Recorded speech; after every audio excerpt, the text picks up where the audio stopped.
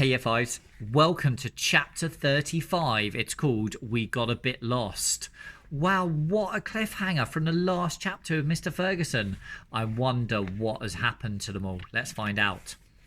It was very quiet. Everything was white and cold. I was lying there trying to figure out what was happening. I could feel something hot, breath, stinking hot breath, and the smell of damp and the sound of breathing. I noticed all these things before I noticed where they were coming from. A wolf! A wolf? I sat up and it snarled at me, more hot, stinking breath. The door of the command module was open. There was snow outside and more wolves, shoving each other, trying to get in. We're back on Earth, but we're tinned food. Something went whizzing past my head and hit the wolf between the eyes. It yelped and backed off. Florida lunged past me, lashing out at the wolf and pulling the hatch shut. She yelled, "I've just been to the moon and back in an ice cream van. I'm not about to be eaten by a dog." The dogs howled and scratched at the hatch. I said, "They're not dogs, they're wolves." She passed out.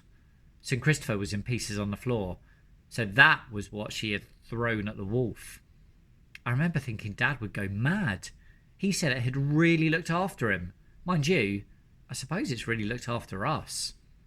I sat with my back to the door, keeping it pushed shut. That's when I noticed my Drax phone wedged into the multifunctional display unit.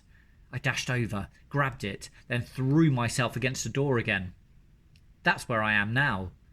No one is looking for us. I know this because Dr. Drax said she would deny all knowledge of us. But now I've got the phone, it doesn't matter. I can call Dad. I can tell him to get someone to find us. I called Dad. The phone rang twice. Then it beeped. A text. "You have no credit." So now I'm sitting here just talking to the phone. No one is listening. Even if someone knew we were out here, how would they find us? One little module the size of a smart car, stuck out in the frozen wastes of Siberia, which is bigger than Europe. The others are waking up. They're all bruised and bloody. They're glad to be alive, but they don't realise that being alive is only a temporary situation. Wait, got to stop. Got to stop talking because my phone is ringing. It was Dad. "Liam, it's me. I thought you were coming home today." "Dad, hi. We got a bit lost." "I know you're not in the Lake District, Liam. I know you're up to something. Just tell me where you are." "Not sure." "Okay, this is what you do. Find a pub." "A pub?" "No, you're too young. What else comes up on Drax World? Libraries, schools, anything like that. Find one, call me back and I'll know where you are. I should be able to tell from the phone, but it's obviously gone wrong. It says you're in Waterloo. But you're not, are you?" Maybe. I mean, I might be in a Waterloo." "There's only one Waterloo, isn't there?" "No, there's hundreds, Dad. One in Sierra Leone, one in Brussels, one in Brazil." "You're not going to tell me you're in Africa, son." "No, I don't think so. I might be in Siberia, though." "Very funny.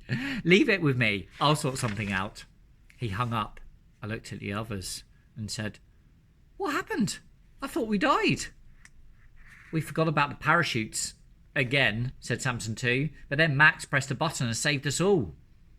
Max said, "No, Florida pressed a button and saved us." Florida said, "No, Hassan pressed a button and saved us." Hassan said, "No, Samson 2 pressed a button and saved us." "Maybe you all did." My dad did sort everything out. It turned out I was wrong about Dr. Drax. Of course she was looking for us. She wanted to keep our trip a secret, so she wasn't going to leave us, a used spaceship, just lying about. Dad's SIM card was a clone of mine, remember? So his phone logged my phone's position.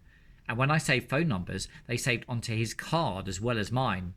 That's how he was able to call Dr. Drax and give her our precise location. That's why she turned up in her plane a couple of hours later with blankets and drinks and hot food and a lot more forms to fill in. She was very nice to us. Then she said, "And, Mr. Digby, I believe you have a phone. Hand it over, and any cameras, diaries, anything that proves where you've been." That concludes chapter 35, my last chapter with you. Enjoy the next chapter, guys. Bye bye.